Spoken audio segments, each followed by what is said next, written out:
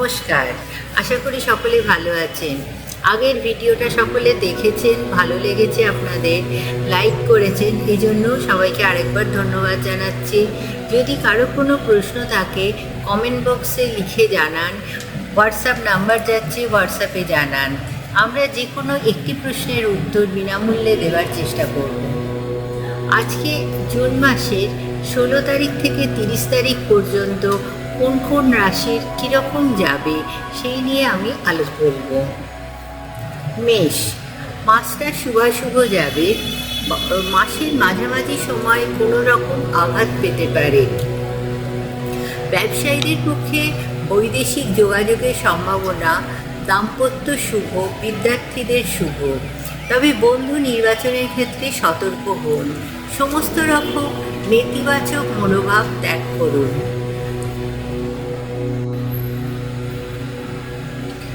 বৃষ, মাসটা শুভাশুভ যাবে। নিজের নেতিবাচক মনোভাব ত্যাগ করুন। দাম্পত্য শুভ। নিজের কর্মপরিকল্পনায় কোনো ত্রুটি থাকতে পারে, চিন্তাভাবনা করে কর্মপরিকল্পনা স্থির করুন।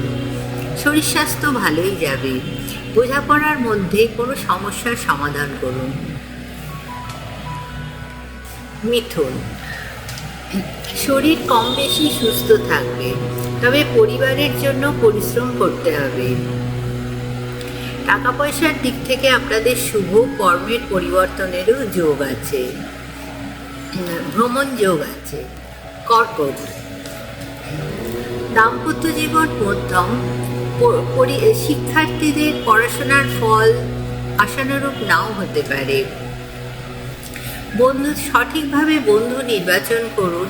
বন্ধুদের সহযোগিতায় কোনো গুরুত্বপূর্ণ সমস্যার সমাধান হবে। সিংহ, নিজের স্বাস্থ্যের উপর নজর দিন। কোনো নতুন কিছু বিনিয়োগ শুভপ্রদ হবে। বিদ্যার্থীদের ক্ষেত্রেও শুভ ফল লাভের সম্ভাবনা। আর ভ্রমণ যোগ আছে, তবে কাউকে বেশি বিশ্বাস করবেন না। কন্যা, অর্থাগম হবে। নিষ্ঠা ও কঠোর পরিশ্রমের ফল পাবেন আপনি। বন্ধুদের সঙ্গে সুসম্পর্ক বজায় রাখুন। মরশুমি অসুস্থতায় ভোগাবে। তুলা, শরীর স্বাস্থ্য একটু চিন্তার কারণ হবে। কর্মক্ষেত্রে প্রতিকূলতা কেটে যাবে। আর আত্মীয়দের সঙ্গে সম্পর্কের উন্নতি হবে। বৃশ্চিক, দাম্পত্য জীবনে একটু অশান্তি দেখা দিতে পারে, তবে শরীর স্বাস্থ্য সম্পর্কে সচেতন থাকবেন। টাকা পয়সার ব্যাপারটাও শুভ। কোনো কিছু সমস্যার নিজেদের ভেতর আলোচনার মাধ্যমেই সমাধান করুন। ধনু, আর্থিক দিক শুভ। শরীর স্বাস্থ্য মোটামুটি যাবে। ধর্মীয় স্থানে ভ্রমণের সম্ভাবনা, তবে কর্মপরিকল্পনা নিয়ে একটু চিন্তাভাবনা করবেন। পারিবারিক ব্যাপারেও একটু অশান্তি দেখা দিতে পারে। মকর, উচ্চশিক্ষা এবং গবেষণার বিশেষ সুযোগ আসতে পারে। হাঁটুর সমস্যা আপনাকে ভোগাবে। কর্মক্ষেত্রে অগ্রগতি, নতুন যোগাযোগ। শরীর স্বাস্থ্য মোটামুটি থাকবে।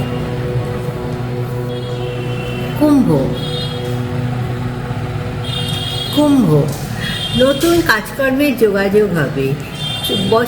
মাসের মাঝামাঝি সময় ছোটোখাটো দুর্ঘটনার সম্ভাবনা। ছোটোখাটো ব্যাপার নিয়ে পরিবারের লোকেদের সঙ্গে বিতর্ক বিবাদ হতে পারে, তবে অর্থাগম ভালোই হবে। ভ্রমণের যোগ আছে। মীন, কর্মক্ষেত্রে নতুন যোগাযোগ আসবে। দূরের আত্মীয়রা যোগাযোগ করবে, তবে কারোর চক্রান্তে পড়ে টাকা পয়সা খরচ করবেন না। শরীর স্বাস্থ্য মোটামুটি যাবে। আজকে রুদ্রাক্ষ নিয়ে কিছু বলবো। এই রুদ্রাক্ষের মালা পরে জপ করলে অসংখ্য ফল পাওয়া যায়। এবার পুরাণে আছে শিবের অস্ত্র থেকে রুদ্রাক্ষের সৃষ্টি হয়েছে। রুদ্রাক্ষ হল ফলের বীজ। রুদ্রাক্ষ ফল মৃত। একে সংস্কার করে জাগাতে হয়, তারপর পুজো করে এবং মন্ত্র জপ করে করতে হয়। রুদ্রাক্ষ হলো শক্তি, হলো শিবাহীন। এটা একমুখী থেকে 21মুখী রুদ্রাক্ষ পাওয়া যায়। একমুখী রুদ্রাক্ষ, এই রুদ্রাক্ষ লম্বা এবং চ্যাপ্টা দু ধরনের হয়। এর ধারণে জ্ঞান বৃদ্ধি পায় এবং সমস্ত মনস্কামনা সিদ্ধি হয়। একে শিবের রুদ্রাক্ষ বলা হয়। দ্বিমুখী রুদ্রাক্ষ, একে হরগৌরী রুদ্রাক্ষ বলা হয়। এটা লম্বা চ্যাপ্টা দুরকমই হয়। এই রুদ্রাক্ষ ধারণে মনের চঞ্চলতা দূর হয়, মনের ইচ্ছে কামনা পূরণ হয়। তিনমুখী রুদ্রাক্ষ, একে অগ্নি রুদ্রাক্ষ বলা হয়। এই রুদ্রাক্ষ ধারণে কার্যসিদ্ধি হয়, বিদ্যালাভ হয়, সংসারে সুখ শান্তি আসে। চারমুখী রুদ্রাক্ষ, একে ব্রহ্মা রুদ্রাক্ষ বলা হয়। এই রুদ্রাক্ষ পুজো, স্পর্শ, ধারণ সবেতেই কার্যসিদ্ধি হয়। এই রুদ্রাক্ষ ধারণে সর্ববাধা দূর হয় এবং সর্বকল্যাণ সাধন হয়। পাঁচমুখী রুদ্রাক্ষ, এই কালাগ্নি রুদ্রাক্ষকে বলা হয়।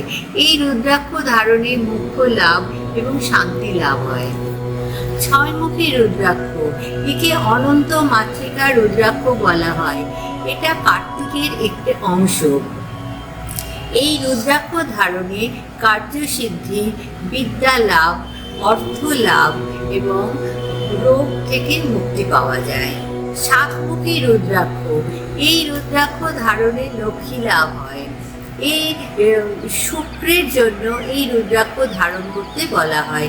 পারিবারিক জীবনে সুখ সমৃদ্ধি বৃদ্ধিতে, অর্থ লাভে এই রুদ্রাক্ষ কাজ করে।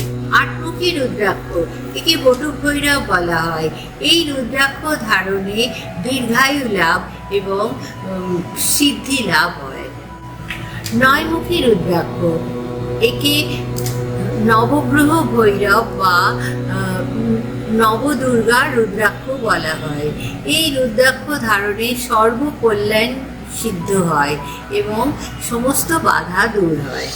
দশমুখী রুদ্রাক্ষ, একে মহা বিষ্ণু রুদ্রাক্ষ বলা হয়। এই রুদ্রাক্ষ ধারণে সমস্ত ভূত প্রেত জনিত ভয় দূর হয় আর সর্বকামনা সিদ্ধ হয় এবং সর্ববাধা দূর হয়।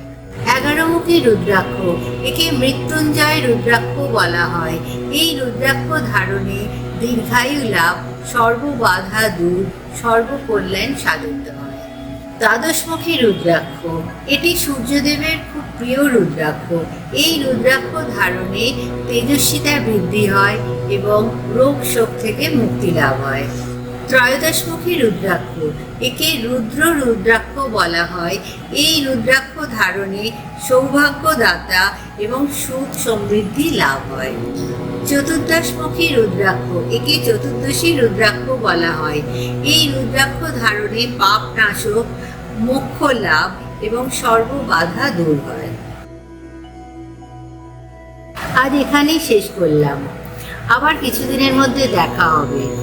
আপনারা যদি ভিডিওটা ভালো লাগে তাহলে সাবস্ক্রাইব করুন, বেল আইকন প্রেস করুন আর লাইক করুন, শেয়ার করুন আর কমেন্ট বক্সে কিছু কমেন্ট জানান এবং তাহলে যারা কমেন্ট দেবেন আমি পরবর্তী প্রোগ্রামে তাদের নাম ঘোষণা করব। কোনো প্রশ্ন থাকলে হোয়াটসঅ্যাপে জানাবেন, কমেন্ট বক্সে জানাবেন, আমি একটা প্রশ্নের বিনামূল্যে সমাধান করব।